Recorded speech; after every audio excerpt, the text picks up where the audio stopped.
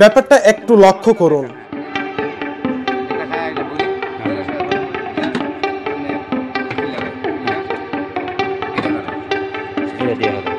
কিছু কি বুঝতে পারলেন?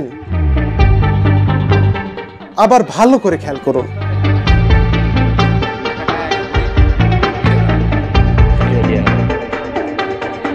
হ্যাঁ, এভাবেই ইলিশ মাছ নিয়ে প্রতারণা করা হয়।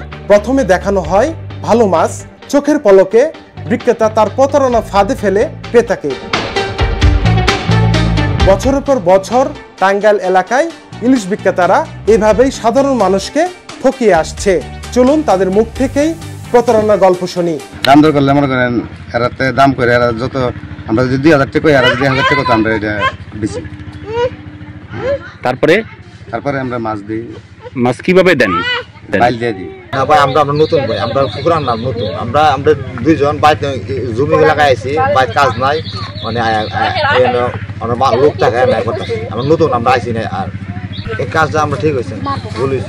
বাজারে কিংবা ফেরি করে মাছ বিক্রেতারা হর হামেশাই এ ধরনের মাছ বিক্রিতে প্রতারণা করে আসছে। ইলিশ মাছ সহ সব ধরনের মাছ কেনার ব্যাপারে সতর্ক থাকুন।